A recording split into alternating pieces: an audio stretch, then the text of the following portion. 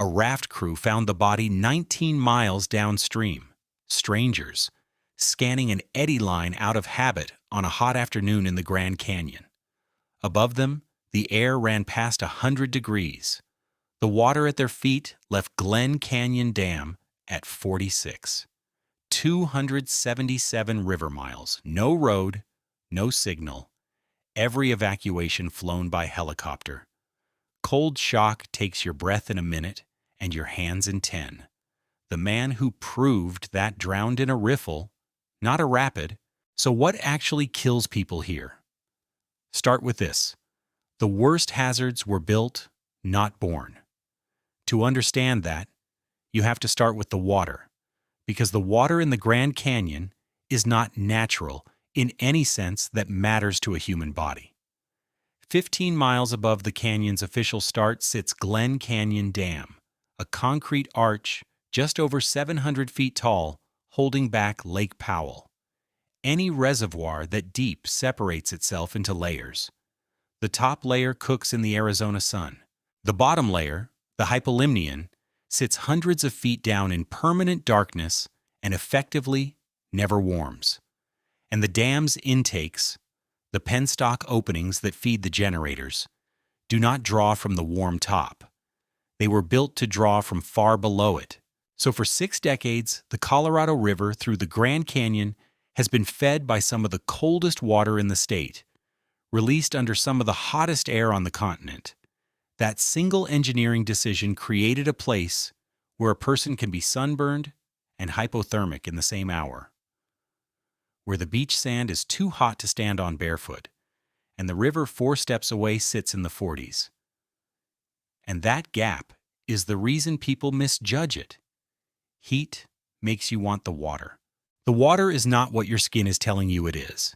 Here is what happens when a warm body hits cold water fast. The first thing that goes is your breathing. Skin receptors fire all at once and trigger an involuntary gasp, followed by hyperventilation you cannot consciously override. That phase runs roughly the first minute. If your head is underwater during that gasp, and in a river with a current, it very often is, you inhale water instead of air. Not because you panicked, because a reflex fired. If you survive the first minute, you enter the part almost nobody plans for. Cold water pulls blood away from your extremities to protect your core. Your fingers lose fine control first, then your grip, then your forearms. Somewhere inside 10 minutes, a strong swimmer stops being able to swim usefully.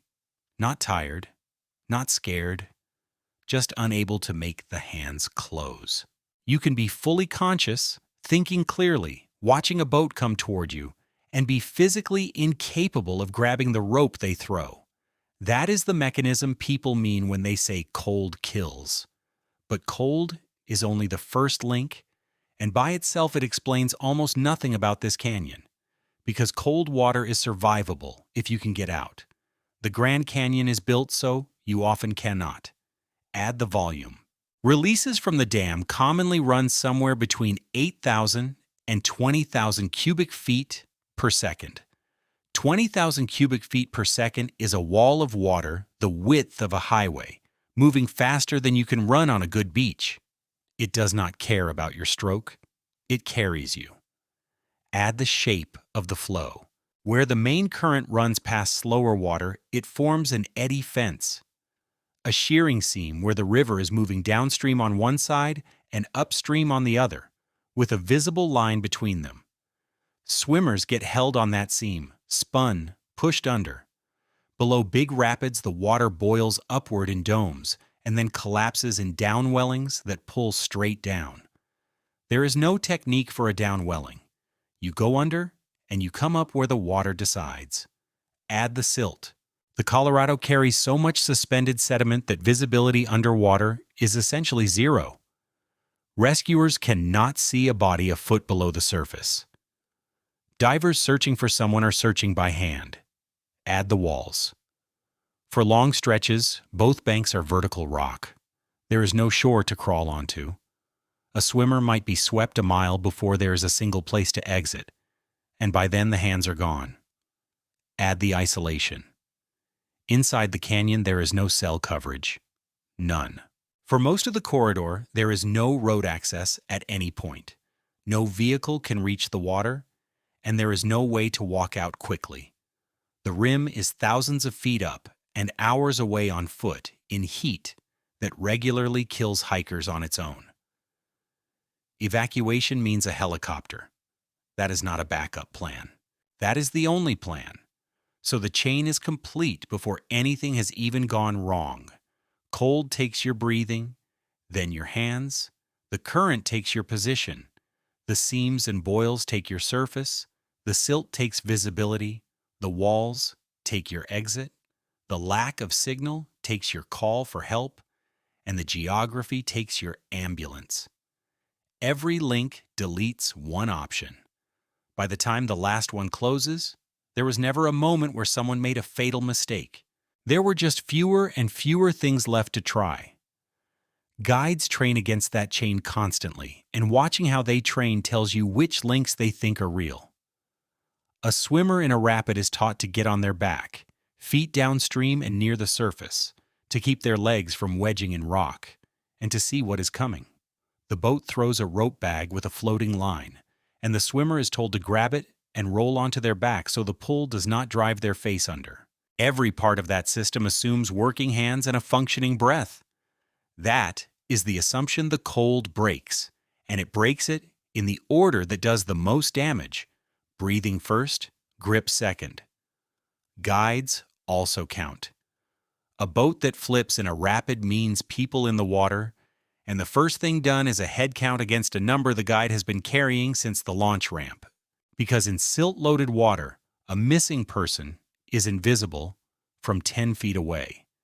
And notice what is not on that list: whitewater, the rapids, the enormous photographed roaring ones, are not what has done most of the killing here. That has been documented since almost the first time anyone tried to work this river commercially, and the proof arrived early, in the worst possible way, to the worst possible person. In the spring of 1889, a businessman named Frank Mason Brown came to the Colorado with a survey crew and a plan that sounds insane now and sounded reasonable then. He wanted to build a railroad at river level from Colorado to the Gulf of California, running straight through these canyons, a water grade line, almost flat, hauling coal. To sell it, he needed a survey. To get the survey, he needed to run the river. Brown was not careless in the way people assume. He hired an engineer, Robert Brewster Stanton, who was meticulous and would later publish the record that lets us reconstruct all of this. But Brown made his boats too light for the water, and he refused to carry life preservers. His reasoning was practical and, in his world, defensible. They were bulk, they were weight, and the men needed room for instruments. He was building a railroad, not planning a swim. On the morning of July 10, 1889. Some accounts record July 9th, and the record is not perfectly clean on the date. Brown's boat overturned in a modest stretch of moving water near mile 12. Not a named rapid, barely a rapid at all. His boatman, thrown from the same boat at the same instant, made it to shore and lived. The boat itself was recovered afterward, undamaged. Brown surfaced once and went under, and the water was moving too fast for anyone to reach him. His body was never found. The spot is called Brown's Riffle now, and a riffle is what boatmen call water too small to bother naming. Read that again, because it is the whole argument in one event. The boat survived. The other man in that boat survived. The financier of the expedition, who had made the single decision to leave the flotation behind, did not. The survey did not stop. Stanton and the remaining men kept working, kept measuring the grade, kept going downstream, because the expedition existed to produce a document, and the document was not finished. 5 days later, at 25 Mile Rapid, Peter Hansbrough and Henry Richards went into the water and drowned. Stanton's journal is precise about Richards, and precise in the way that matters here. He went down in water that was swift but perfectly smooth. No standing waves, no hole. Nothing a photograph would show as dangerous. That is the first reversal, and it happened in the first summer anyone tried. The dangerous water in the Grand Canyon does not look dangerous. 3 men died in 1889, and not one of them died in whitewater. Stanton went home, rebuilt the expedition with better boats and life preservers, came back that winter, and finished the survey. The railroad was never built, but the river had produced its first lesson. The equipment problem was solvable, which is exactly the belief that killed the next people, because after the surveys came the rest of it. Prospectors looking for copper and asbestos in the side canyons, trappers. Then, once the Santa Fe Railway reached the South Rim in 1901 and the canyon became a national park in 1919, tourists. And with tourists came the idea of the river as something you could conquer for an audience. Photographers ran it. Adventurers ran it to be able to say they had. By the late 20s, the river had a small, competitive, publicity-driven culture built around it, and that culture had a currency, firsts. That pressure never went away, it just changed its paperwork. Running the Grand Canyon today means either buying a seat on a commercial trip that has been booked for a year, or holding a private permit drawn from a lottery that people enter for years without winning. When a launch date finally comes, it comes with a fixed put-in day, a fixed takeout day, food bought for the whole trip, gear rented, and people who took 3 weeks off work and flew across the country. That is not recklessness. It is a schedule pressed onto a canyon that does not run on one, and it means trips launch in February and in August, and on days when the smart move would be to wait. The river takes whoever the calendar delivers. Long before any of that, people had lived with this water on completely different terms. The Havasupai farmed the side canyons and moved to the plateau seasonally. The Hualapai held the country along the lower gorge. Neither built their lives around running the main stem in boats, and that was not a limitation. It was information. Their relationship was with the tributaries, the springs, the terraces above the flood line, and above all with weather that had not arrived yet. When you live in a side canyon, the thing that kills you is not the creek at your feet. It is a storm you cannot see, dumping rain on a plateau miles upstream, arriving as a wall of water an hour later in perfect sunshine. So you read the sky in a direction you are not traveling, and you camp above the line where the debris sits. That is not folklore. That is a hazard model built on the one variable outsiders consistently ignore, and it will come back later in this story with a body count attached. The people chasing records were reading a different instrument entirely, the calendar. And in October 1928, that produced one of the most examined disappearances in American river history. Glenn Hyde was 29, a farmer from Idaho who had run rivers before. Bessie Hyde was 22, an art student newly married to him. Their objective was specific and commercially motivated: run the Grand Canyon fast and make Bessie the first documented woman to go through. That combination was worth money on the lecture circuit, and they knew it. They built their own boat, a 20-foot wooden scow, flat-bottomed, steered with long sweeps at bow and stern. It was a freight design, not a rapids design. Heavy, hard to turn, but stable and cheap. They carried no life jackets. For a month they did well. They put in at Green River, Utah, in October, worked their way down, and by mid-November they were deep in the Grand Canyon and moving faster than most expeditions had. They were seen below Hermit Rapid on November 18th by a party that included a photographer, and they hiked out briefly to the South Rim before going back down to the boat. That detail matters. They had an exit, they used it, and they chose to return. And because the record required finishing, and finishing required speed, and speed required going back to the water in a cold month with a heavy boat. Bessie Hyde's journal entries end on November 30th. When they did not come out, Glenn's father organized a search, and on December 19th and 20th, a search aircraft spotted the scow in the lower canyon, near mile 237. The boat was floating upright. It was intact. The supplies were still strapped down. Bedding was aboard. The evidence was almost aggressively unhelpful. Whatever removed 2 people from that boat did not damage the boat.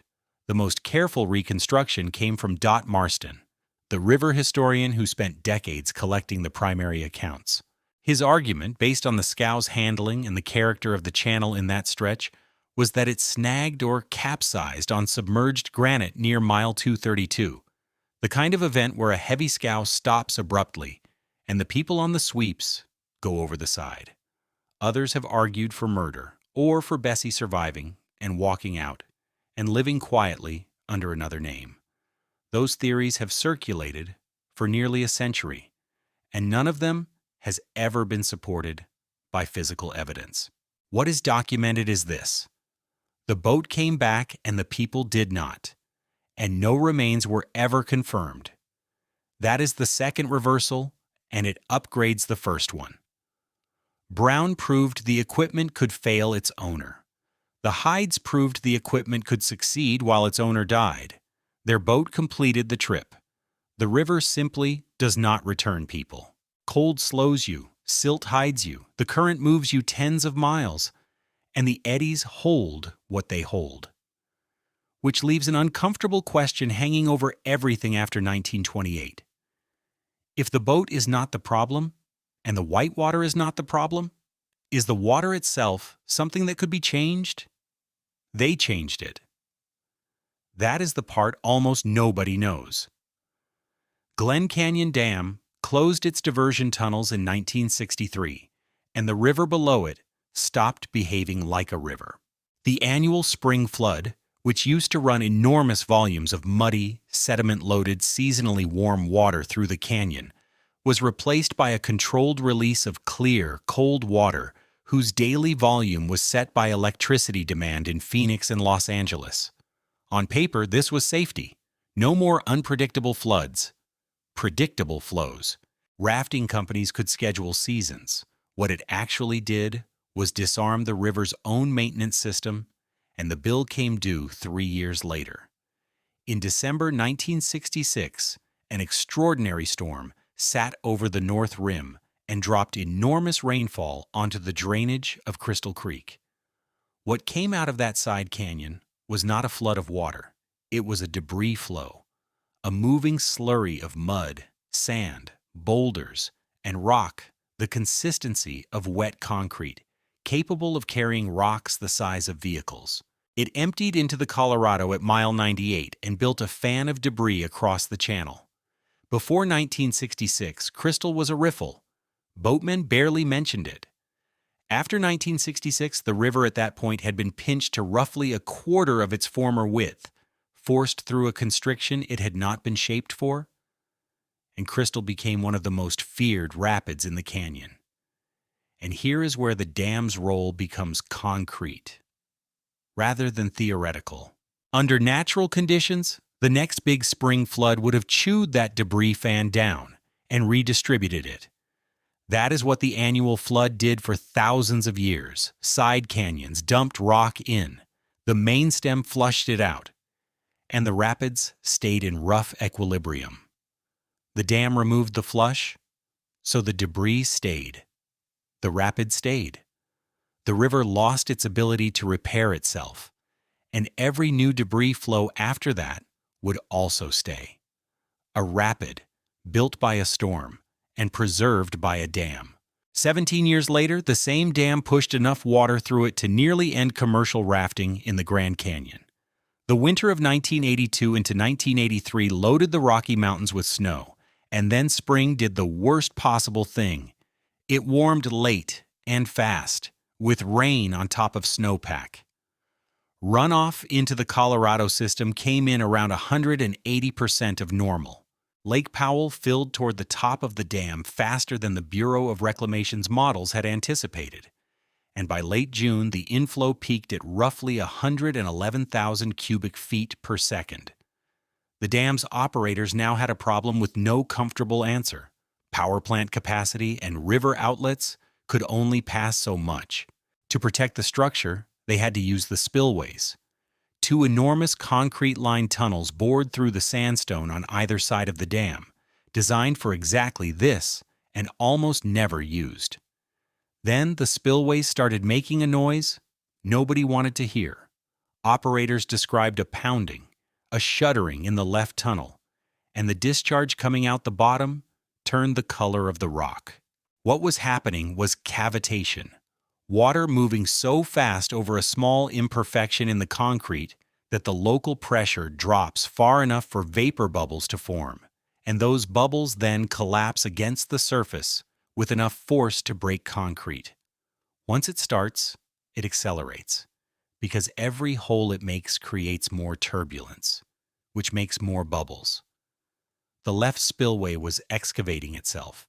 When it was inspected afterward, the damage had cut through the concrete lining and gouged tens of feet down into the sandstone beneath.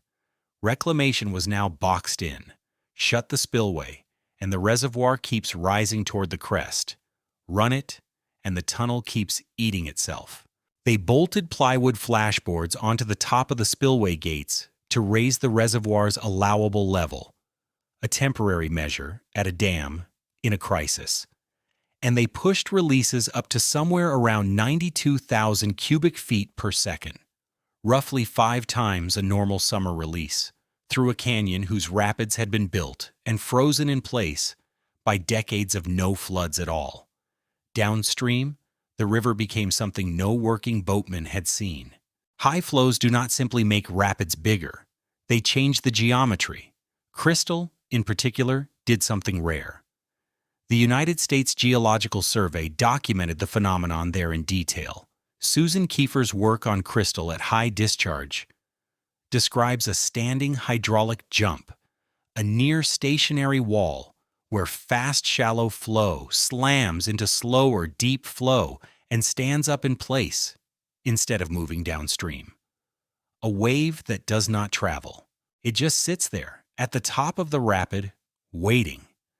37-foot motorized rigs, the big pontoon boats that carry passengers commercially, the ones that are supposed to be nearly unflippable, flipped at Crystal. Boats were wrapped. People were swept downstream in 50-degree water at flows that made the eddies unreachable. The National Park Service did something it almost never does. It closed the river. Trips already inside the canyon were held, and passengers were made to walk around Crystal on shore, while guides ran the boats through empty. Look closely at what that closure actually required, because it is one of the few times the rescue burden got moved onto the rescuers on purpose. Somebody still had to get the boats through Crystal. Passengers walked the shoreline, which is not a trail. It is boulders and talus in summer heat. And the guides went back to the oars and the throttles and ran the rapid empty, one boat at a time, into water that had already flipped rigs longer than a school bus. Boats were run in sequence so that the ones downstream could pick up anyone who came out of the hole. That is a deliberate concentration of risk. The least protected people on the river that day were the professionals, and they took that on because the alternative was leaving loaded boats above a rapid nobody could portage. Some parties were pulled out of the corridor by helicopter rather than continue at all, which meant abandoning boats and gear in place, expensive, and the correct call. The casualty record from that summer is where the story requires honesty rather than drama. One drowning associated with the Crystal flips is documented. Various retellings put the number higher, and those higher figures circulate widely without a source that holds up. The accurate statement is that the confirmed death toll was far smaller than the scale of the event suggests, that dozens of people were pulled from that water, and that the discrepancy between versions has never been fully reconciled. But the mechanism is not in dispute, and the mechanism is the point. In 1983, the dam was the weather. Snowpack in Wyoming, a modeling assumption in an office, and a decision about spillway gates produced a wave in a rapid that a storm had built in 1966. Not one link in that chain was natural. The fix came slowly and came from the middle. Through the 80s, the dam was still being run for peak power, which meant releases swinging up and down with demand. The river rising and falling as much as 13 feet in a single day. Beaches eroded. Boats left tied at night were found high and dry or floating away. Fish habitat collapsed. In 1992, Congress passed the Grand Canyon Protection Act, which required the dam to be operated in a way that protected downstream resources, and the daily swings were reduced. Understand what those swings did to a person on the water, because it is a hazard with no natural equivalent. A dam ramping for afternoon air conditioning sends a pulse downstream that travels at its own speed, arriving at mile 100 many hours after the gates moved and long after dark. Crews learned to tie boats with slack and to recheck the lines in the middle of the night, because a boat tied tight at a falling stage hangs off the bank by morning, and a boat tied short at a rising stage swamps or leaves.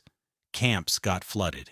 Beaches that had been dry when the tents went up were underwater at 2 in the morning. Nothing about that came from weather. It came from an electricity market several hundred miles away, and the people it reached had no way to be warned. So the river was regulated. Sediment and beach problems got attention, and people kept drowning anyway.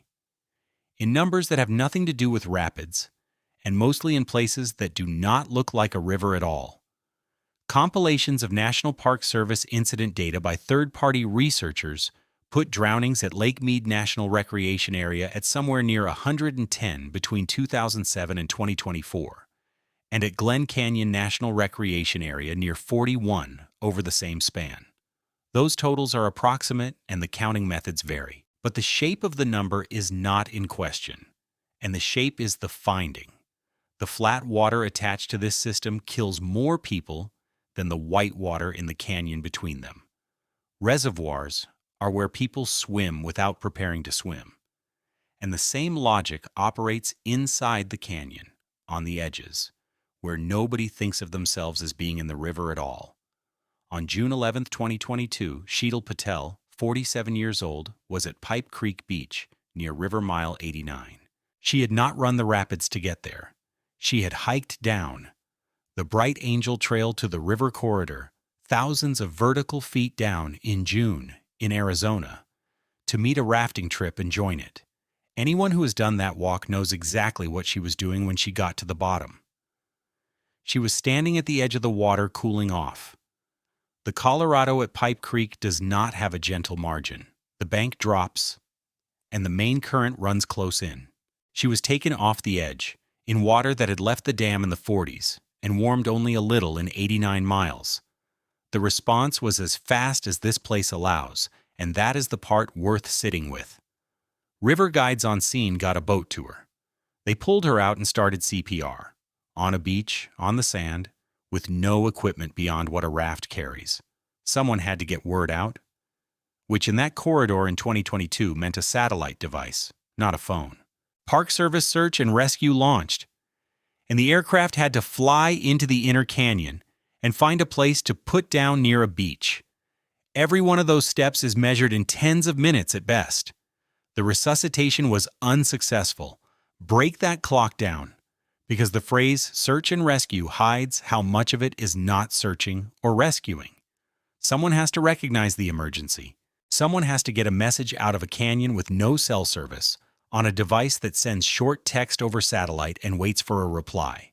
Dispatch has to decide this is a flight, not a hike-in. A helicopter and crew have to be available and legal to fly, which depends on duty hours, wind, temperature, and light. And in Arizona in June, high air temperature reduces how much a helicopter can lift, which is a limit no amount of urgency overrides. Then the aircraft flies into the inner gorge, and then it needs somewhere to land close enough to a beach to matter, and then people and equipment have to be moved across sand. Any single one of those steps going smoothly still leaves the sum. Nobody in that sequence did anything wrong. That is precisely why it matters. A cold water immersion that would be survivable within reach of a city ambulance is often not survivable at River Mile 89 because the clock that matters started before anyone could be told, which raises the question that closes out this whole system. If standing at the edge is enough, what happens when you are not at the edge at all? On August 22, 2024, the answer arrived at Havasu Creek. Havasu is the side canyon everyone photographs. Blue-green water, travertine ledges, waterfalls, the Havasupai village of Supai above it. It joins the Colorado at mile 157.3, and the confluence is a standard stop for river trips. Passengers get out, walk up the creek, swim in water that is warm and clear and about as unthreatening as anything in this landscape.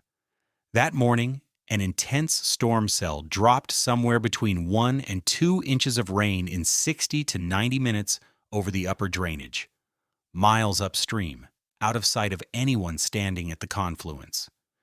In a slot canyon with bare rock catchment, that rain does not soak in. It concentrates.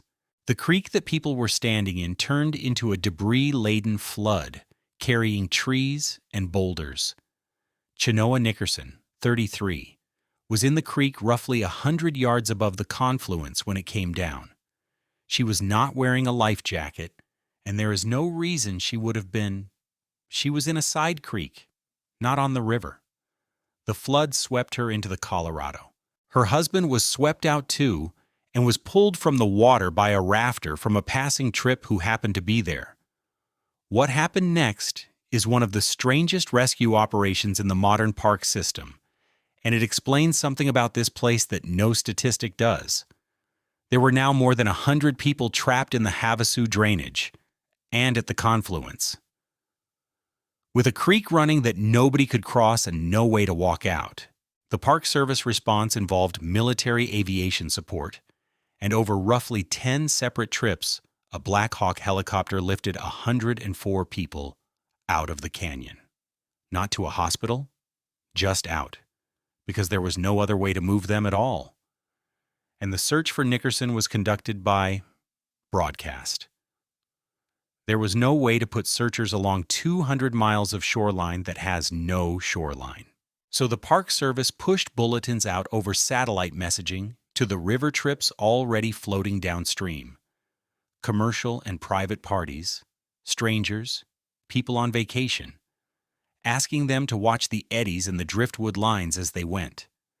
That is what search means here. You ask everyone already moving through the corridor to keep looking. On August 25th, 3 days later, a commercial trip found her at mile 176, 19 river miles below the confluence. That is the body from the first 10 seconds of this story, found by strangers on a raft, doing what they had been asked to do. 2 things get proved at Havasu that were never fully proved before. The first is that you do not have to enter the Colorado for the Colorado to take you. The tributaries deliver you into it on a schedule set by weather you cannot see, which is the exact hazard the Havasupai and Hualapai built their lives around, avoiding. The second is that in the deepest part of the corridor, formal rescue capacity is thin enough that the search itself has to be crowdsourced to civilians. The natural assumption is that all of this is a communications problem, and that communications have been solved. Satellite messengers are now standard on private trips. Guides carry them. Coverage is functionally global. Press the button and dispatch knows. Test that assumption against February 19, 2026 at Hance Rapid. Hance is at mile 76, one of the biggest drops in the canyon, and February is a serious month to be on this water. Few trips, short days, air temperatures that can sit near freezing at night, and a river that is cold regardless of season. Aaron Benjamin, 30 years old, was on a private trip. Experienced. Not a tourist, not a first-timer, on a permit that private boaters often wait years to draw. The technology worked exactly as designed. A satellite alert reached dispatch. The system did its job, and the alert arrived while CPR was already underway on the shore. Sit with what that means. The signal was not late. The signal was instant. What had not changed was every other number in the chain. How far the nearest helicopter was, how long it takes to authorize and launch a flight into the inner gorge, how long the flight takes, whether there is a landing site near that beach, whether the light and the weather allow the approach at all, and how many minutes a cold water resuscitation actually has. Modern comms removed the delay between the emergency and the notification. They removed nothing from the distance.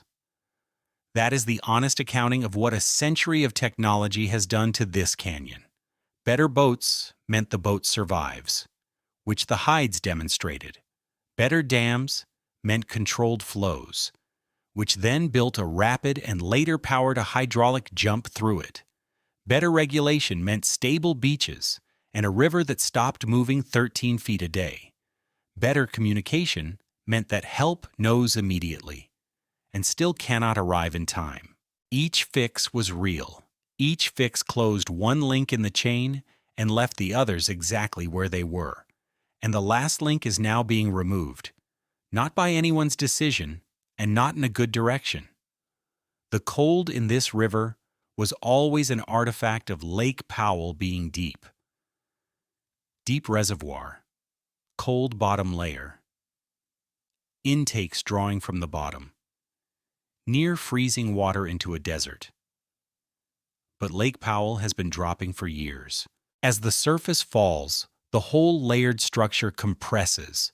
The warm upper layer sinks closer to the intakes, and the water going through the penstocks is no longer coming from the cold, dark bottom.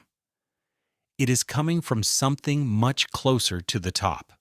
The gauge at Lee's Ferry, 15 miles below the dam, and the place every trip launches from, has recorded summer water temperatures in recent years, near 65 to 67 degrees, in a river that historically ran there in the mid-40s to low 50s. That is not a small drift. That is a different river to swim in. And this is the last reversal, the one that should be genuinely uncomfortable. Warmer water is not an improvement. Cold was the only part of this system that reliably frightened people out of the water. It was the thing that made a guide say, "Don't swim here," and made a passenger listen. It was the reason a 100-degree afternoon did not automatically end with everyone in the current. Take the cold away and nothing else changes. The releases still run 8 to 20,000 cubic feet per second. The eddy fences still shear. The boils still collapse into downwellings. The silt still makes the water opaque within inches. The walls are still vertical. The side canyons still flood in sunshine from storms you cannot see. There is still no cell signal for 277 miles. An evacuation is still a helicopter that has to be authorized, launched, flown, landed, and loaded before anyone touches a hospital. Cold shock was one link. It was also the warning label. The warning is fading, and the machinery underneath it is intact. Everything that makes this place lethal is still doing exactly what it did to Frank Mason Brown in a riffle at mile 12, and to two people in an undamaged boat at mile 232, and to a woman standing ankle-deep at Pipe Creek, and to a woman in a side creek 100 yards from a river she never intended to enter. Geography built the trap. Weather arms it, sometimes from 30 miles away. Engineering rearranged it and called that safety. People keep coming because the reasons to come are excellent.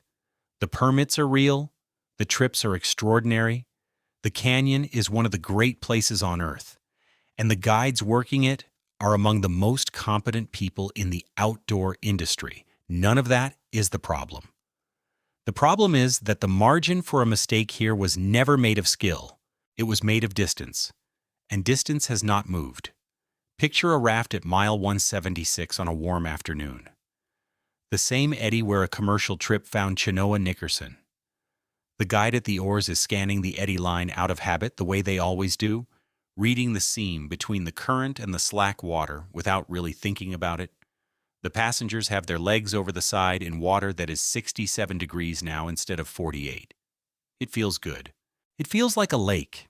Same eddy, same current, Same 200 miles of rock with no road out.